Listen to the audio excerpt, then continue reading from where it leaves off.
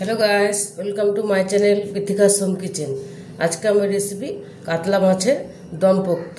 তো চলো আমরা দেখব দম পোক্ত করতে কি কি উপকরণ লাগছে। প্রথমে এখানে আমি 4 পিস কাতলা মাছ নিয়েছি, নিয়ে নুন মাখিয়ে রেখেছি। নিয়েছি এখানে আদা বাটা, রসুন বাটা, পেঁয়াজ বাটা, লঙ্কার গুঁড়ো, হলুদ গুঁড়ো, ফোড়নের জন্য নিয়েছি মেথি অল্প আর মৌরি আর একটা শুকনো লঙ্কা, আর নিয়েছি কারি পাতা, কাঁচা লঙ্কা। এই নিয়েছি 1 কাপ নারকেলের দুধ, টক দই, 1 চামচের মতো নুন আর সর্ষের তেল। প্রথমে আমি মাছটা নুন দিয়ে মাখিয়ে রেখেছি, আর দেবো আমি আদার বাটাটা আর রসুন বাটাটা। এটা দিয়ে আমি এটা ভালো করে মেখে নেব। মেখে আমি 10 মিনিট ম্যারিনেটের জন্য রেখে দেবো। দেখো আমি কড়াইটা বসিয়ে দিয়েছিলাম, গরম হয়ে গেছে। এর মধ্যে আমি সরষের তেল দিয়ে দেবো মাছ ভাজার জন্য।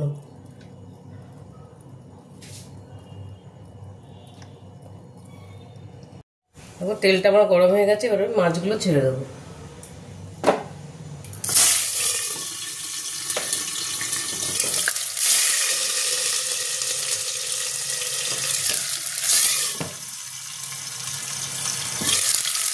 আমি মাছগুলো ভেজে নেব।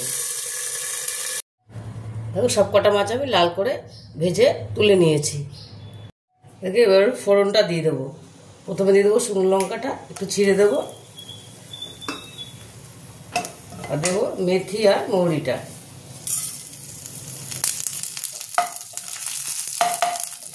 আর দেবো কারি পাতাটা,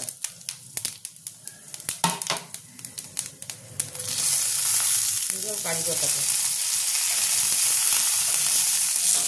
সুন্দর একটা গন্ধ বেরিয়েছে। ফোড়নে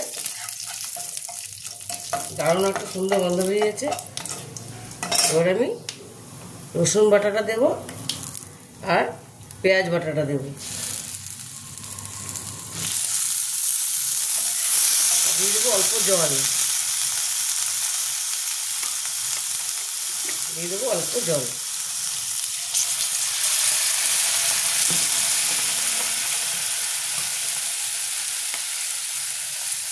দিয়ে দেবো এখানে হলুদ গুঁড়োটা, লঙ্কার গুঁড়োটা আর কাঁচা লঙ্কাটা দিয়ে দিলাম।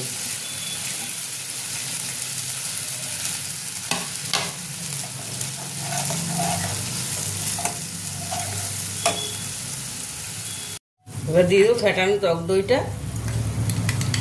টক দইটা দিয়ে দিলাম। আর দিয়ে দেবো নুন, পরিমাণ মতো নুন দিয়ে দিলাম।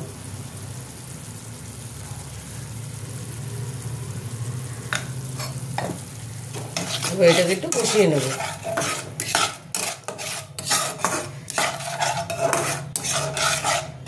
ভালো করে কষিয়ে নেব। দেখো মশলাটা আমার কষা হয়ে গেছে, পুরো তেল ছেড়ে দিয়েছে। এবার আমি নারকেলের দুধটা দিয়ে দেবো। নারকেলের দুধটা আমি দিয়ে দিলাম। নারকেলের দুধটাতে টেস্টটা আরও বেড়ে যায়, খুব ভালো হয় খেতে। এবার আমি একটু জল দিয়ে দেবো, বাটিটা ধুয়ে একটু জল দেবো মাছগুলো সেদ্ধ হওয়ার জন্য।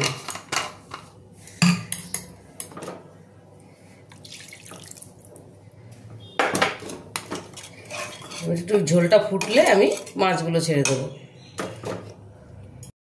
দেখো ঝোলটা আবার ফুটে গেছে, এবার আমি মাছগুলো ছেড়ে দেবো।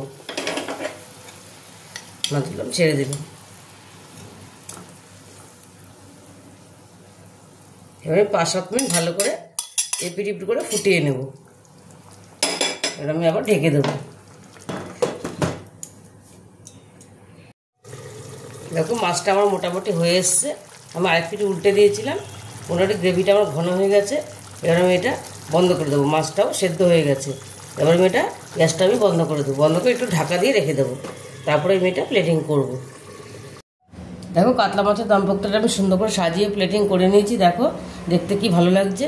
তোমরা এটা বাড়িতে অবশ্যই ট্রাই করবে, ভীষণ ভালো হয় খেতে। আর যদি রেসিপিটা তোমাদের ভালো লেগে থাকে তাহলে আমাকে লাইক, শেয়ার আর সাবস্ক্রাইব করতে ভুলবে না। টাটা।